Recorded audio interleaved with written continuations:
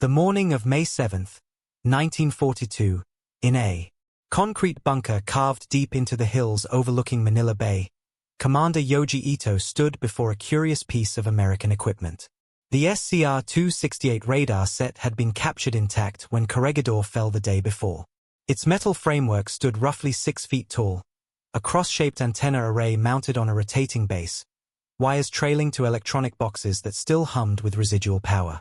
Ito was one of the Imperial Japanese Navy's few radar specialists, and he had traveled from Tokyo specifically to examine this prize. He ran his hand along the antenna elements, feeling the precision of American manufacturing.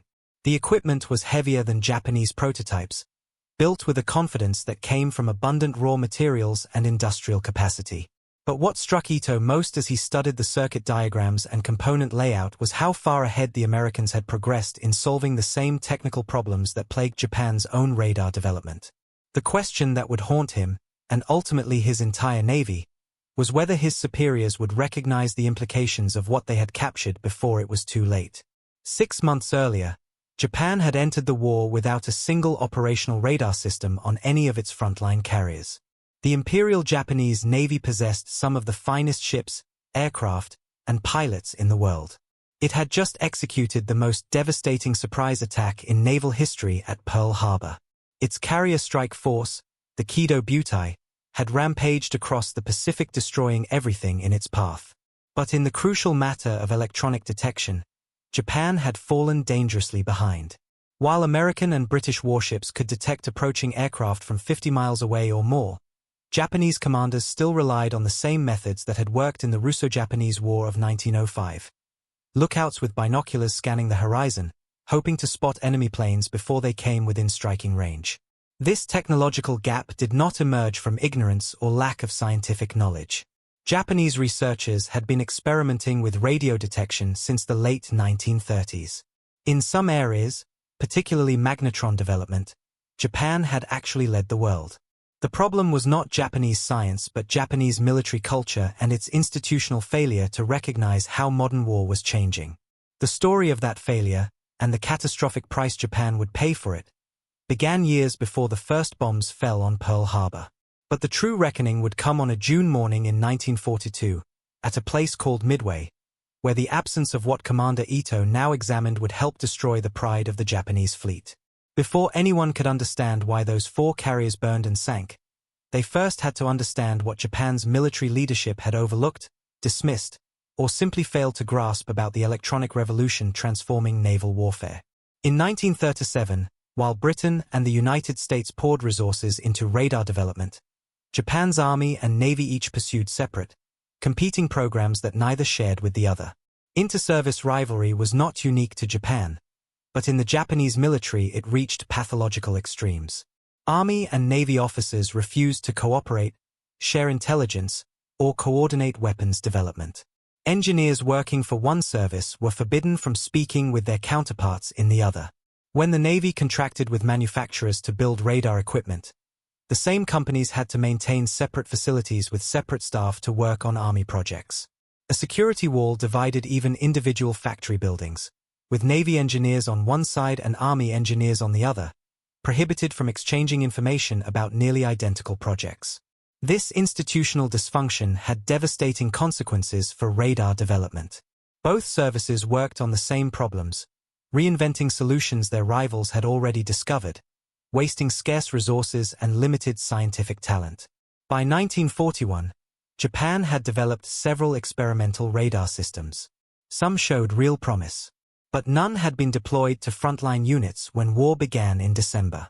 The carriers that struck Pearl Harbor, that destroyed the Prince of Wales and Repulse, that ravaged the Dutch East Indies and captured Singapore, all sailed without radar. Japanese commanders considered this acceptable because they had never fought an enemy who possessed it. They had no frame of reference for understanding how profoundly radar would change naval combat. In the Pacific War's opening months, that ignorance didn't matter. Japan's operational intelligence was excellent, its pilots superbly trained, its tactics innovative. The Americans, British, and Dutch were reeling, outfought and outmaneuvered at every turn. Japanese commanders took the lessons they wanted from these early victories: that superior fighting spirit, better training, and tactical excellence could overcome any material disadvantage. This was exactly what Japan's military culture had taught them to believe. It was also dangerously wrong. Commander Ito understood this better than most.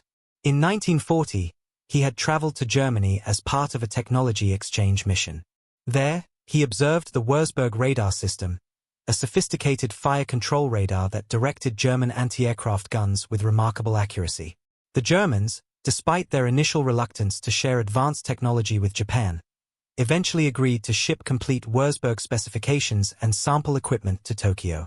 It took multiple attempts, with submarines carrying technical documents across the Indian Ocean, evading Allied patrols. By 1942, those materials had reached Japan. Ito had also seen captured British radar equipment at Singapore, where Japanese forces had seized intact gun-laying sets from abandoned defensive positions. Each piece of captured Allied equipment told the same story. Britain and America had moved far beyond experimental prototypes into mass production of reliable, battle-tested systems. The British GL Mark II radar could track aircraft with precision sufficient to direct guns in complete darkness. American SCR radars provided early warning that gave defending fighters precious minutes to reach altitude and intercept incoming raids. These were not laboratory curiosities. They were operational weapons that altered the fundamental calculations of naval and air combat. When Ito submitted his reports emphasizing the importance of accelerating Japan's radar program, the response from senior naval officers was muted. Some expressed interest. Most did not. The reasons varied, but they reflected deeper problems in Japan's military hierarchy. Line officers, the aviators and surface warfare specialists who commanded ships and air wings, held vastly more prestige than technical specialists.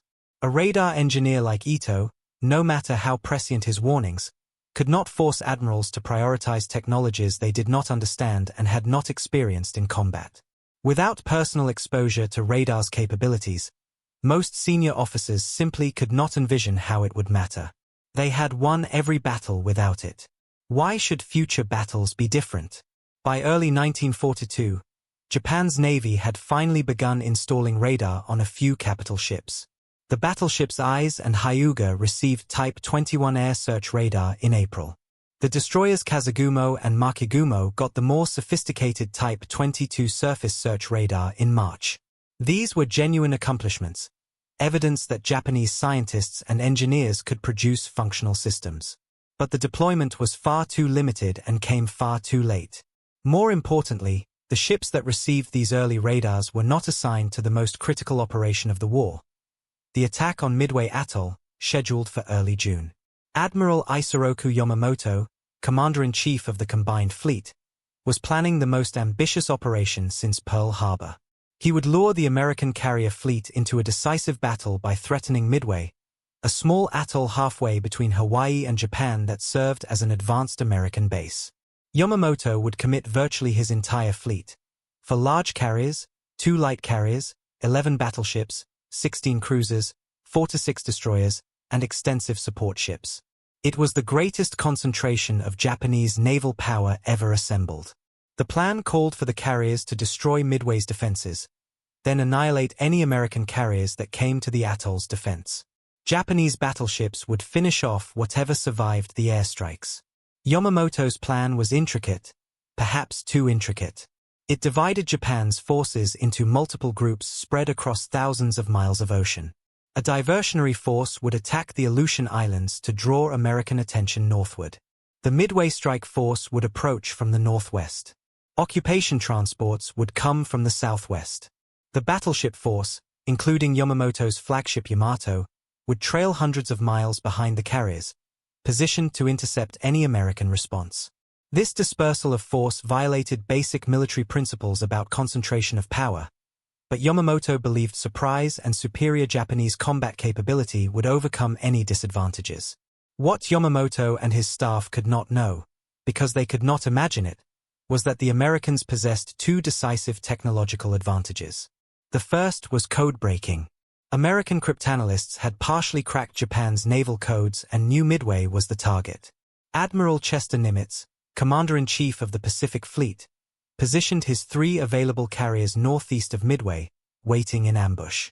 The Japanese steamed toward what they thought would be a turkey shoot, unaware their prey was actually a trap. The second advantage was radar. Every American carrier had it. Every American surface ship had it. The Midway atoll base had both long-range SCR-270 early warning radar and shorter-range SCR-268 gun-laying radar.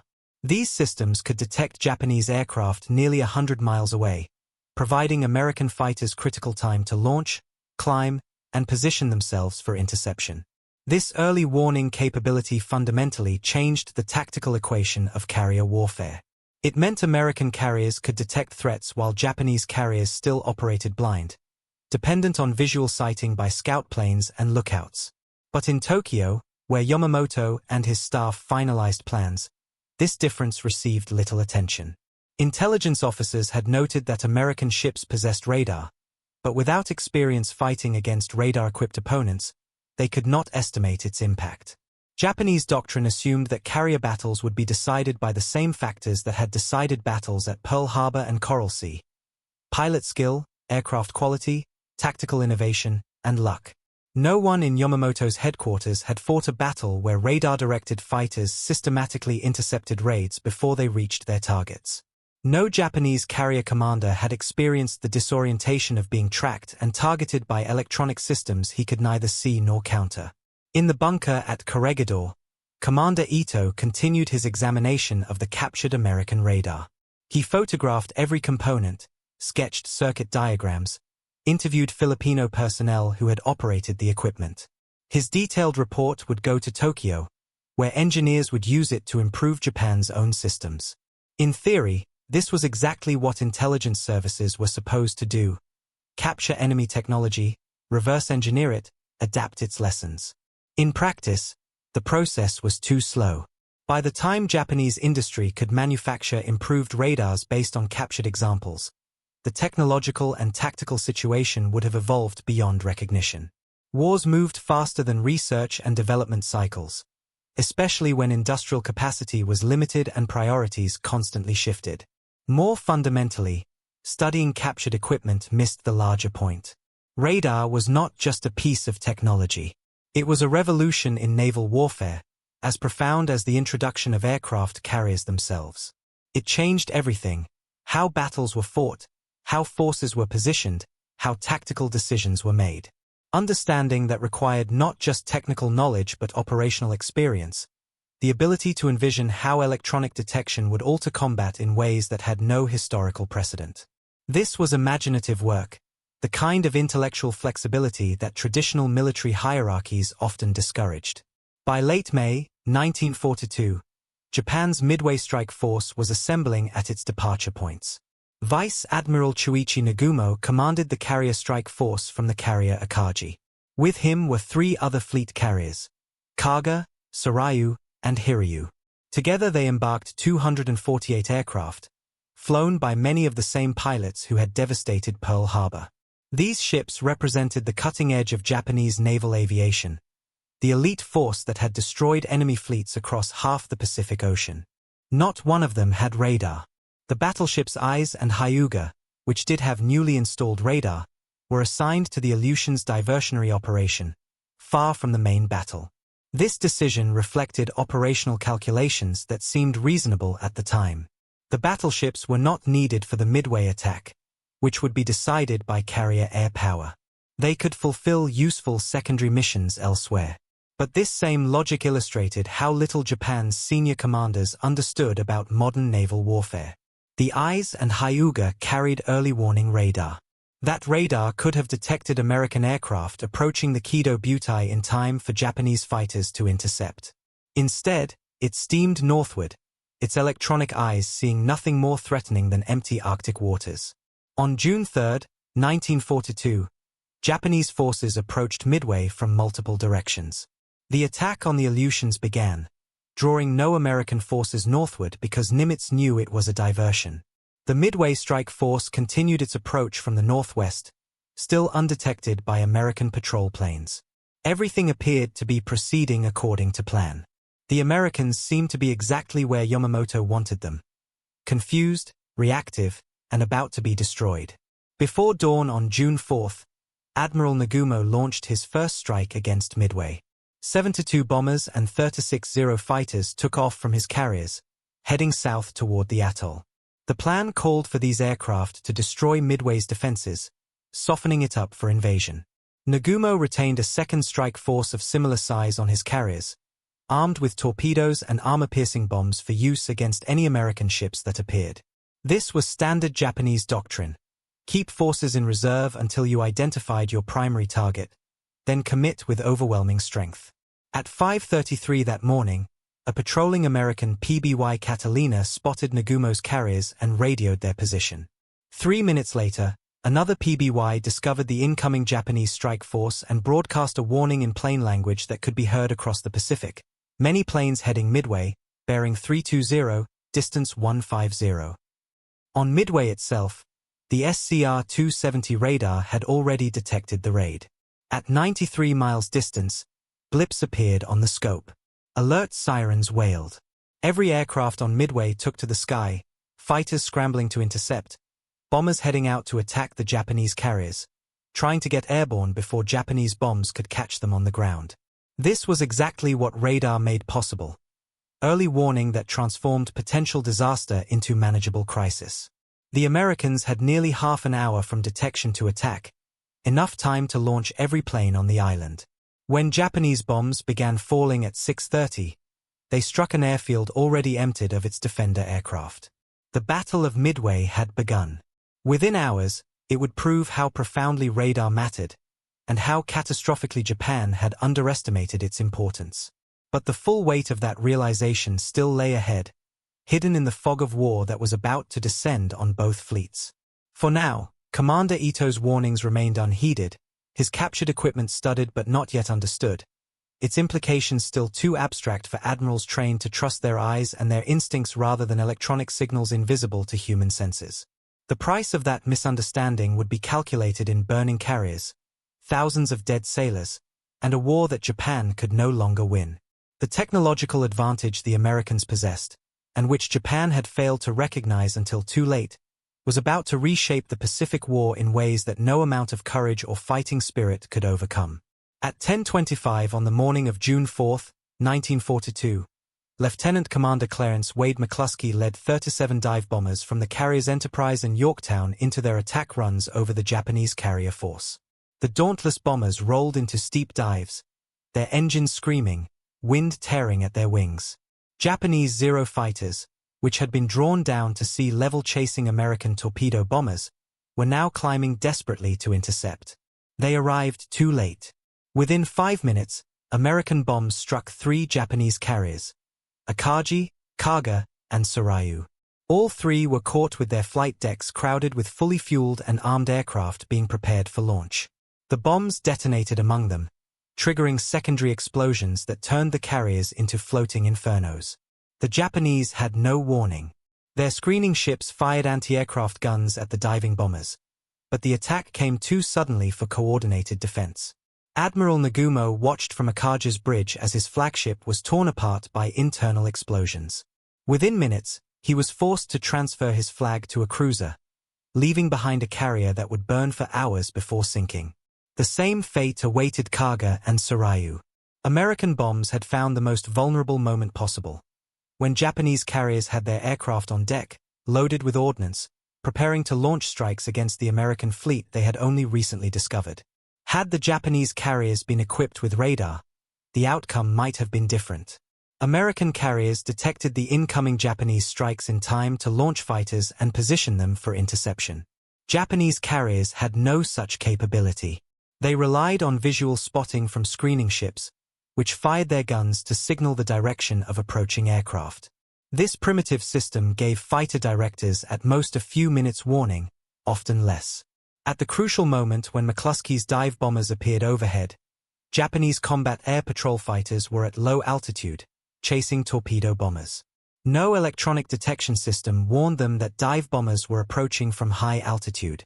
No radar operators tracked the American formation and calculated intercept vectors. The Japanese fought blind, and they died blind. The 4th Japanese carrier, Hiryu, survived the initial attack and launched counterstrikes that damaged the American carrier Yorktown. But American radar aboard Yorktown detected the incoming Japanese aircraft at sufficient range to scramble fighters and prepare defenses. Though Yorktown was hit and eventually sank, her radar had given her crew precious time to respond.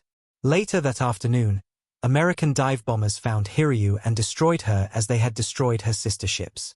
By evening, all 4 Japanese carriers that had struck Pearl Harbor were gone. The Battle of Midway cost Japan not just 4 irreplaceable carriers, but over 3,000 sailors and more than 100 trained pilots. These were the elite aviators who had trained for years, who had perfected the tactics that devastated Allied forces across the Pacific. Japan's naval aviation would never recover this level of expertise. More profoundly, Midway shattered the psychological foundation of Japanese naval strategy. The Imperial Navy had believed its superior training, fighting spirit, and tactical excellence could overcome any material disadvantage. Midway proved otherwise.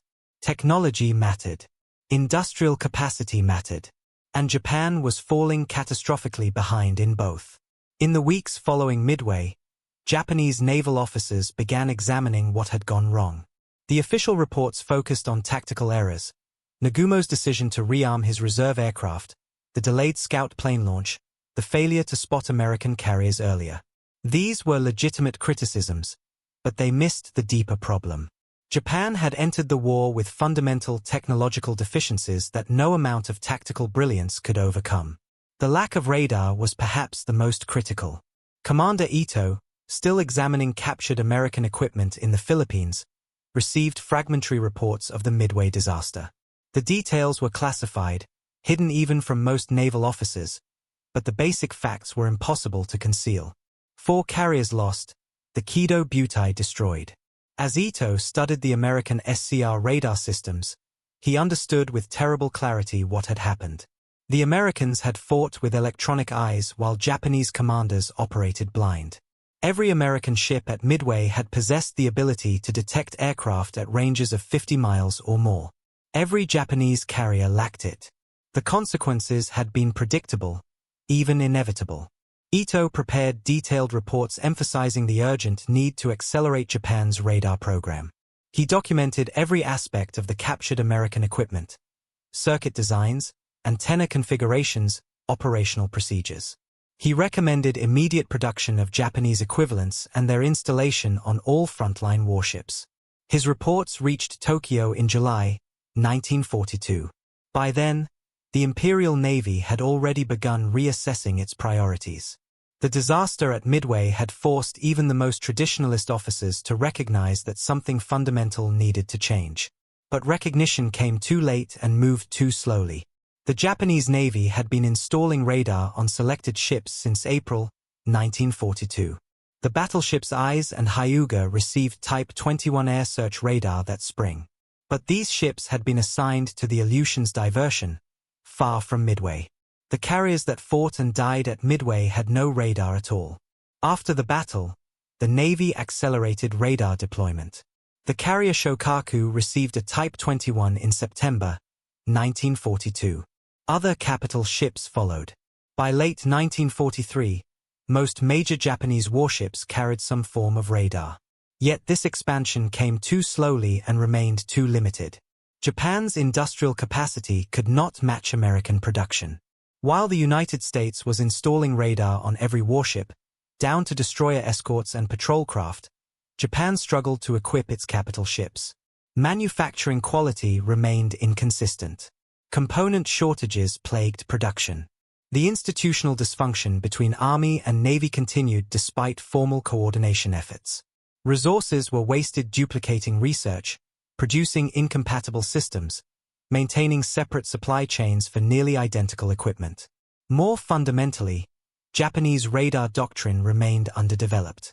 Installing radar on ships was not enough. Operators needed training. Tactical procedures had to be developed and refined. Fighter directors needed to learn how to interpret radar data and vector fighters to intercept. The Americans had been working these problems since the late 1930s. They had learned through trial and error, developing procedures through exercises and early combat experience. Japan was starting from scratch, trying to compress years of learning into months while simultaneously fighting a war. The results were predictable. Japanese radar operators often lacked the training to use their equipment effectively. Ships kept radars turned off to maintain radio silence, negating their value for early warning. Fighter direction remained primitive compared to American procedures. Even when Japanese ships detected incoming raids, they struggled to coordinate interceptions. The technological gap that had doomed the carriers at Midway persisted, albeit in diminished form, throughout the war. The cruiser Atago provided a notable exception. Commander Yoshio Sakura, the cruiser's communications officer, had insisted on installing an experimental Type 22 surface search radar while Atago underwent repairs in late 1942. Sakura trained his radar crews relentlessly, developing procedures for using the equipment in combat. In November 1943, during the battle off Empress Augusta Bay, Atago's radar proved invaluable. The cruiser threaded through hostile waters at night, evading air attacks that destroyed other Japanese ships. Sakura's insistence on proper training and operational doctrine had saved his ship. But his approach remained the exception, not the rule. By late 1943, Japan faced resource shortages that crippled further radar development. The naval blockade was tightening. Raw materials became increasingly scarce. Nickel, essential for certain components, became so rare that the Navy bought nickel coins and remelted them. Vacuum tube production, subcontracted to small companies with minimal experience, suffered from quality control problems.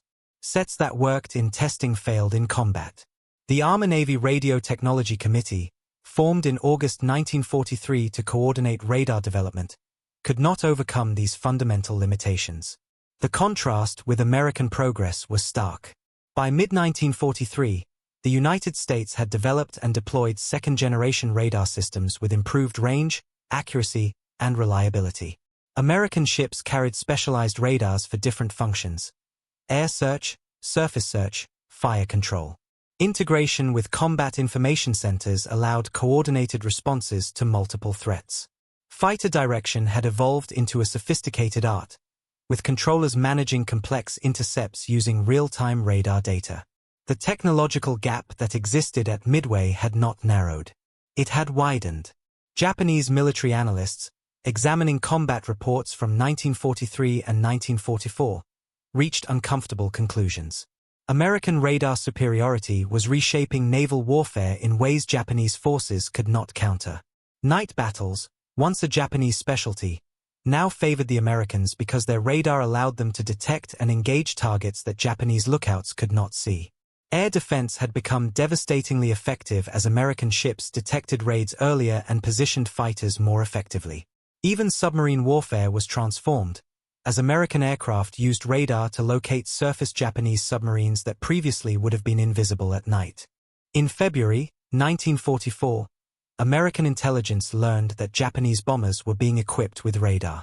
The Type H-6 airborne radar, developed largely independently of the Naval Technical Research Department, gave Japanese aircraft their first electronic detection capability. But this came nearly 2 years after American aircraft had received similar equipment.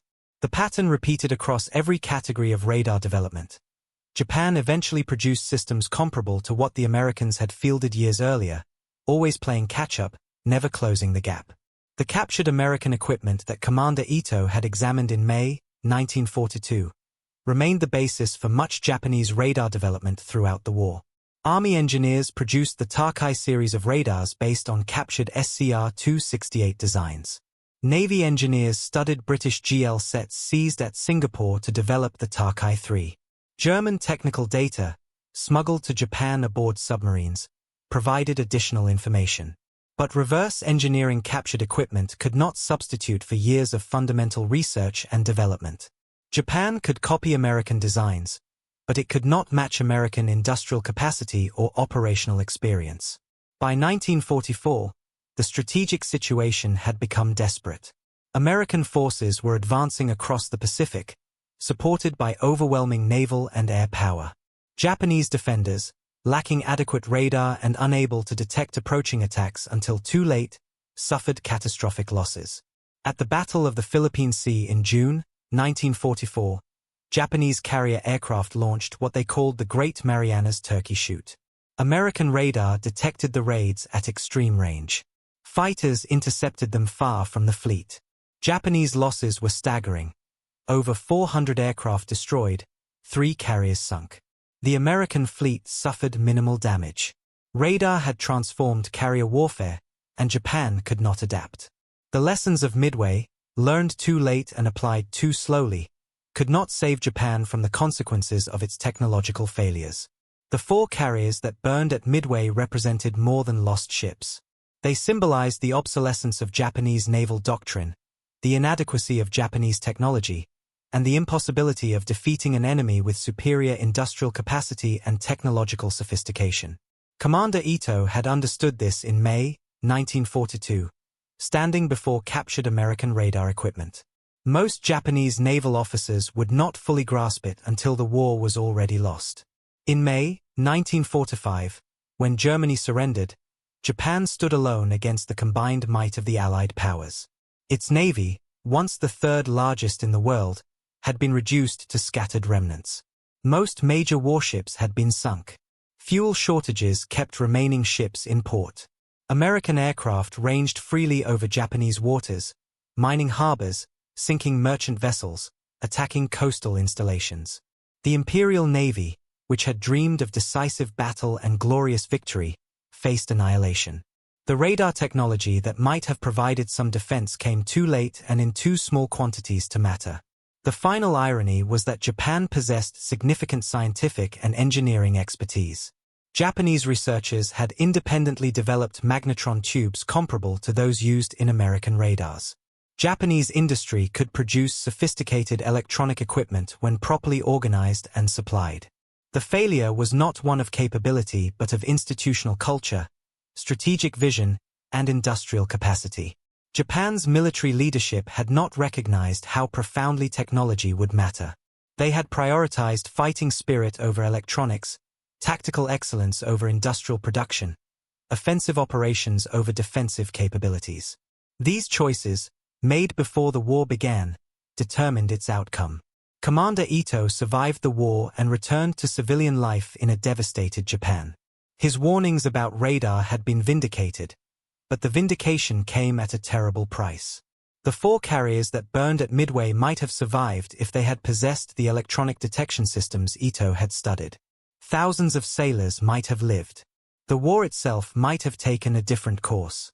But history does not deal in hypotheticals. The Japanese Navy entered the war without adequate radar, fought without it at Midway, and spent the rest of the war trying unsuccessfully to close a technological gap that widened with each passing month. The captured American radar that Ito examined in May 1942 now sits in a museum in Tokyo, a silent testament to the technological failure that helped doom Japan's Pacific ambitions. Visitors can see the antenna arrays, the electronic components, the careful American engineering. What they cannot see is the institutional blindness that prevented Japanese military leaders from understanding its significance until 4 carriers lay at the bottom of the Pacific Ocean. The Battle of Midway is remembered for its dramatic turning point, for the courage of American pilots, for the tactical decisions that determined victory and defeat. But beneath those surface narratives lies a deeper story about technology, industrial capacity, and the inability of traditional military thinking to adapt to modern warfare. When Admiral Yamamoto planned the Midway operation, he calculated tonnage, aircraft numbers, pilot experience, tactical positioning. These were the traditional metrics of naval power, the factors that had determined victory and defeat throughout history. What he could not calculate, what Japanese military culture had not prepared him to understand, was that electronics and industrial capacity would matter more than any of these traditional factors. The Americans possessed radar. The Japanese did not. That single technological difference, replicated across dozens of other capabilities, determined the outcome not just of one battle but of the entire Pacific War. Years after the war, Japanese naval analysts examining Midway concluded that lack of radar had been a critical factor in the defeat. This assessment, obvious in retrospect, came far too late to matter. The time to recognize radar's importance had been in the 1930s, when American and British researchers were developing the technology. The time to prioritize its deployment had been before Pearl Harbor, when Japan still had the industrial capacity and resources to equip its fleet. By June 1942, when the deficiency became catastrophically apparent at Midway, the opportunity to fix it had already passed. Japan could install radar on its ships, but it could not match American production, training, or tactical integration. The gap that existed at Midway would persist until Japan's final defeat. The story of Japanese radar in World War II is ultimately a story about the limits of traditional military excellence when confronted with technological revolution. Japan possessed superb pilots, well-designed aircraft, effective tactics, and experienced naval officers. None of it was enough. The Americans possessed all of those things plus radar, plus vastly greater industrial capacity, plus the institutional flexibility to recognize and exploit technological advantages. In modern warfare, fought with electronics and industrial production as much as with courage and skill, Japan simply could not compete. The 4 carriers that burned at Midway demonstrated this truth in the most dramatic way possible. But even without Midway, even if Nagumo's fleet had somehow won that battle, Japan's technological and industrial inferiority would have doomed it eventually. Midway simply made the inevitable obvious earlier than it might otherwise have been. Commander Ito knew this in May 1942. Most Japanese officers would not accept it until August 1945, when their country lay in ruins and the emperor announced Japan's surrender.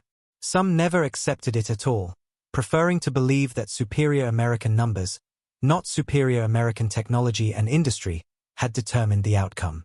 But the numbers themselves reflected industrial capacity. The radar that gave American ships decisive advantage reflected technological sophistication. The two were inseparable. Japan lost the war the moment it challenged an enemy with overwhelming advantages in both categories. Midway simply revealed what was already true. If there's one lesson from this story for those interested in military history, it's that technology and industrial capacity matter more than traditional measures of military power in modern warfare. Courage, training, and tactical excellence remain important, but they cannot overcome fundamental technological inferiority backed by industrial superiority. Japan learned this lesson at Midway and spent 3 more years proving it repeatedly across the Pacific. The 4 carriers that sank in June 1942 carried with them the Imperial Navy's dream of victory. Radar, or rather its absence, helped send them to the bottom. And though Japan would eventually deploy radar on its remaining ships, it could never close the gap that had doomed those carriers and, ultimately, doomed the nation that built them. The next time you hear about a military pursuing victory through superior fighting spirit while neglecting technological development, remember the morning of June 4, 1942, when 4 Japanese carriers burned because American ships could see what Japanese ships could not. Remember Commander Ito, standing before captured radar equipment, understanding its significance too late to matter. And remember that in modern warfare, the side that masters technology and industrial production usually wins, regardless of how bravely the other side fights. That's the real lesson of Midway, and it's one that remains relevant today. Understanding this story, and the technological blind spots that made it possible, helps us all recognize when military institutions are repeating the same mistakes that cost Japan its navy and its war. Thank you for watching this deep dive into one of World War II's most significant but often overlooked technological failures. If you found this story valuable, please subscribe to ensure you never miss our detailed examinations of the human and technological dimensions of history's greatest conflicts. Share this video with anyone interested in military history, especially those who appreciate how technology reshapes warfare in ways that traditional military thinking often fails to anticipate.